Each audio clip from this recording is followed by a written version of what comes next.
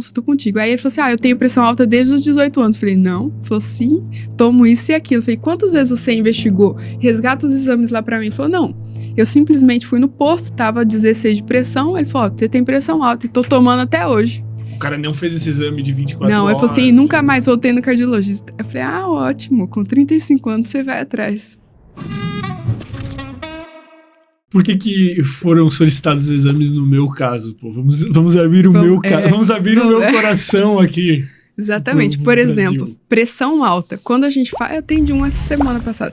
Quando a gente fala pressão alta, a gente tem... Todo mundo conhece a tal da pressão alta. O que o povo não sabe é que tem dois tipos. A primária e a secundária. A secundária, a gente já fala, ela é secundária a alguma coisa. A gente que é jovem, não é pra gente ter pressão alta, entendeu? Não tem justificativa.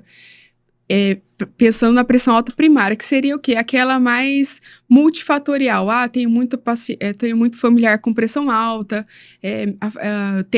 sei lá, sou obeso, é uma justificativa.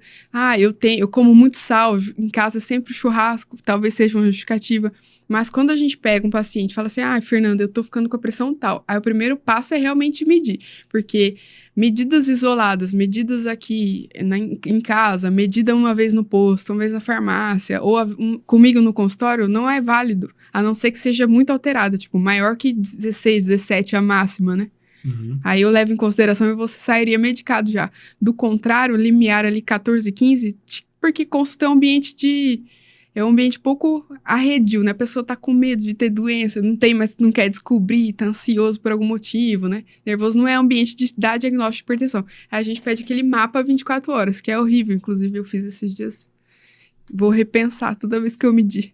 Mas fica 24 horas com o aparelho. Fica 24 horas e o aparelho fica insuflando de 15 em 15 minutos. Meu Deus.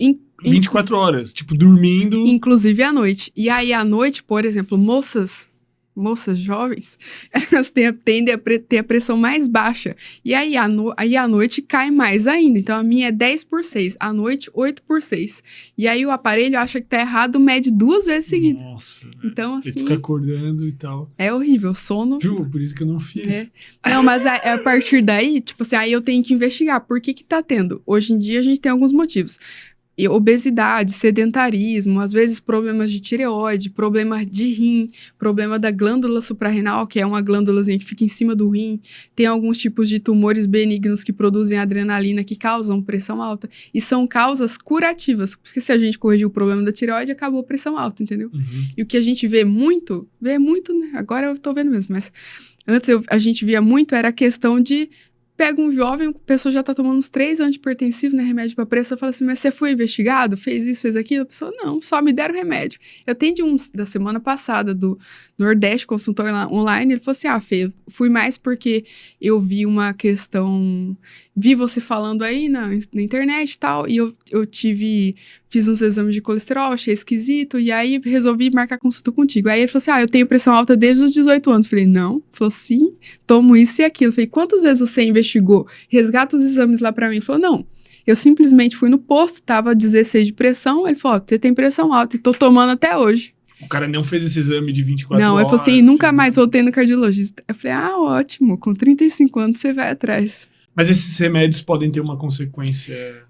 Na verdade, você tá deixando de tratar a causa, né? É a mesma coisa você ter uma ferida, em vez de esperar cicatrizar, você fica jogando álcool. Uhum. Fica jogando algo inflamatório. Vou passar limão pra ver se cicatriza mais rápido. Tipo assim, você não tá tratando o problema, né? Por que a pressão alta é um problema? Na verdade, ela é um fator de risco para várias doenças. Então, fatores de risco para doença cardiovascular em si, que é o famoso infarto ou ataque cardíaco, e para o tal do AVC, né, que é o derrame cerebral, que o pessoal conhece. Um pico de pressão, por exemplo, você fala assim, eu nem ligo, Fernanda, eu não sinto nada. Aí entra o mito, 20% mais ou menos dos casos de pressão alta que tem aquela dor na cabeça, tô com dor na nuca, vou medir minha pressão, vamos ver se tá alta. Geralmente vai estar alta, porque quando você é assaltado, quando você está estressado, aconteceu algum problema no trabalho, você está com alguma dor, você vai medir a pressão, vai estar alta. Então, não é também diagnóstico pra gente, entendeu? Quando a gente tá no pronto-socorro da cardio, chega um paciente com dor de cabeça e pressão alta, a primeira coisa que a gente faz é dipirona 1 grama, acalma ele um pouco ali, conversa um pouco, daqui a pouco o remédio tá sem dor. Não, dá mais outro remédio da dor. Sim, tá sem dor, agora eu tô. Vamos medir a pressão. Aí geralmente tá normal. Não tá normal, continua 16, 17. Aí falou assim, daí vai investigar a pressão. Ó, o que aconteceu? Já foi no cardiologista? Mas o que acontece do ponto de vista cardio mesmo? Tipo, qual que é o problema da pressão? É Na muito verdade, sangue passando? é um fluxo muito alto. A gente tem um problema porque, assim, é legal você perguntar isso daí. Foi uma pergunta perspicaz. Porque gera um negócio que chama turbilhonamento do fluxo. Sabe quando a gente vai aguar a planta, pega a mangueira assim e tampa um pouquinho? Pra aumentar a velocidade? É isso. É isso, na verdade. Isso, na verdade, porque o coração ele é maravilhoso, por quê? Porque ele dá conta da demanda. Então, se você tá passando, sei lá, o corpo entende que você tá passando por algum estresse. Você passou uma raiva aqui e começa. Aí a tua pressão já tava 15, porque você não voltou no cardiologista. Aí já tava 15, aí você começa a ficar indignado, e aí você não vai sentir nada, mas o coração tá. E o que o pessoal acha que tem relação, até tem, mas não é sempre. A tua frequência cardíaca não precisa mudar porque a pressão tá alta. Então, você não precisa estar com o coração a 100 porque a pressão tá 18. Às vezes, a frequência tá ali, 70, 80, e a pressão lá em cima. Então, a força aumenta. A força aumenta, ele tá batendo. E aí, esse fluxo que era para ser laminar, então, você imagina um monte de raiozinho assim, ele começa a ficar tudo atrapalhado, turbilhonado, né, que fala. E a gente aí pega o canudinho assim, uma caneta é igual um canudinho, né, o vaso. Quando a gente corta ele na metade para ver como que tá essa parede, e esse fluxo batendo aqui na parede do vaso, tudo errado, se você tem alguma plaquinha de gordura aqui, esse fluxo pode formar uma lesão. E o corpo humano, ele é muito inteligente, assim, estilo Jogos Mortais mesmo. Difícil dar ruim. Então, ele fala assim, meu Deus, tem uma lesão aqui, vou dar um jeito de arrumar, porque machucou. Vou reforçar aqui que vai juntar colesterol ruim, LDL, cálcio, fibroblasto, ele vai aumentar esse tampão. Só que esse tampão vai formar uma placa maior, às vezes, do que estava. Isso quando essa placa não se solta e causa embolia. Aí causa AVC, causa infarto. Eu entendi tudo. Então, assim, esse é o risco. Que aí entra o risco também, quando a gente tá correndo, fazendo exercício de alta intensidade, é o mesmo risco que a gente acaba correndo.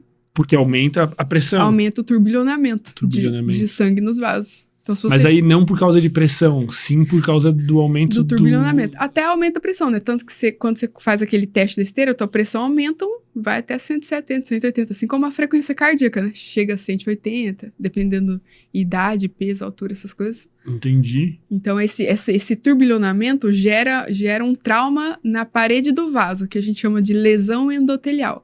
E tem um negócio que chama tríade de Virchow, que são 3 fatores que corroboram para formar trombos, né? Que então seria a lesão endotelial, viscosidade sanguínea, então vamos colocar aí o cara que usa anabolizante, o sangue é grosso. E viscosidade sanguínea e estase. Então, por exemplo, por que quem opera cirurgias ortopédicas tem mais risco de trombo na perna? Porque a perna fica parada lá para baixo. E aí tem mais risco de trombose venosa. Tem pouca circulação. Que é a estase sanguínea. Então, se você junta esses 3 fatores, é alto risco para formar trombo. Mas todos eles são fatores independentes, né? Aí você fala assim, então, Fê, o que eu preciso fazer para isso não acontecer comigo? A gente tem que tratar fatores de risco. Aí entra como ser saudável. Então, pressão alta, diabetes, ajustar o nível de colesterol, né? O ruim e o bom. Outro mito que o pessoal ainda acha é que o colesterol bom, ele te protege de alguma forma, né? Tá, o que é colesterol? Colesterol, ele, na verdade, é uma substância que é produzida pelo nosso próprio corpo, né? A maioria dele é produzida no fígado e a gente tem uma quantidade que vem da dieta. E esse tal do colesterol, ele tem várias partículas, desde a partícula grande que a gente pega na dieta e ele vai sendo dividido pelo fígado. Por um processo... É como se fosse uma gordura. É gordura.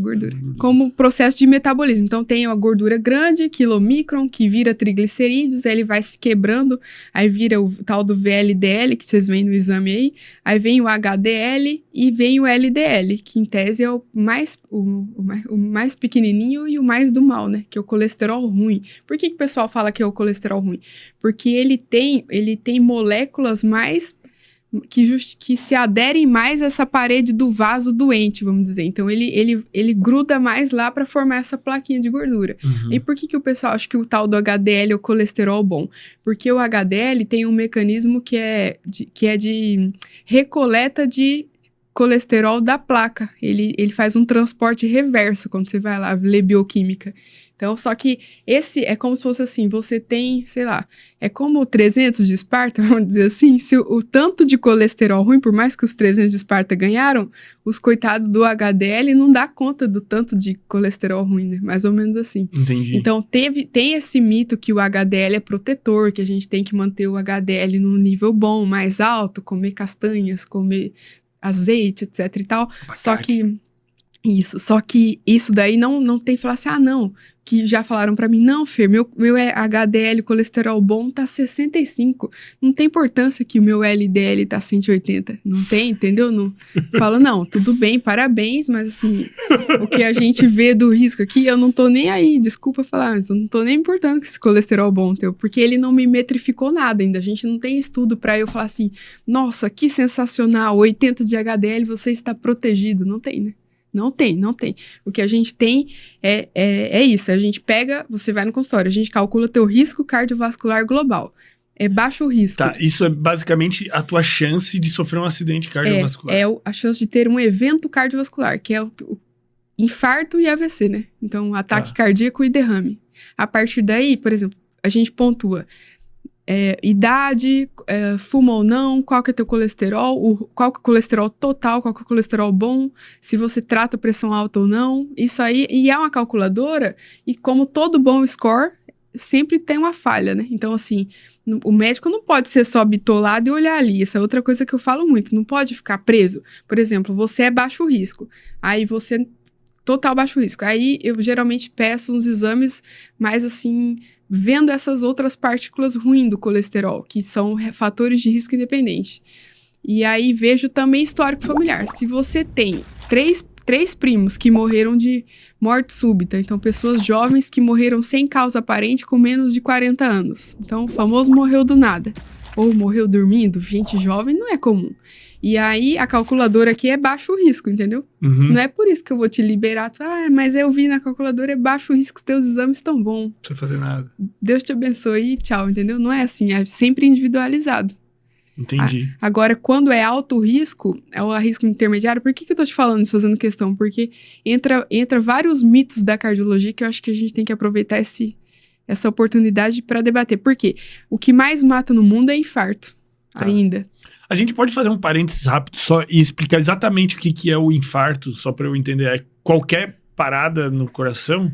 Na verdade, não. A parada cardíaca, que é aquela que a gente vê às vezes no campo de futebol ou em filme, né, no meio da rua, até intra-hospitalar,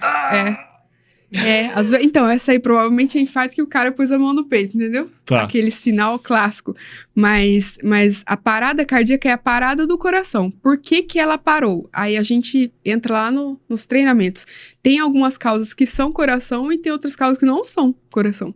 Por exemplo, quando a gente tem um trombo de pulmão, a trombose aguda de pulmão, entra um trombo na artéria principal do coração, entra não, né? Se forma do nada e aí a pessoa para de respirar. Então, na verdade, foi uma falta de oxigenação que fez o coração não teve suporte de oxigenação e parou, né? Mais ou menos assim. Muito bom esse corte, né? Pô, dá uma moral, velho. Deixa o like, se inscreve.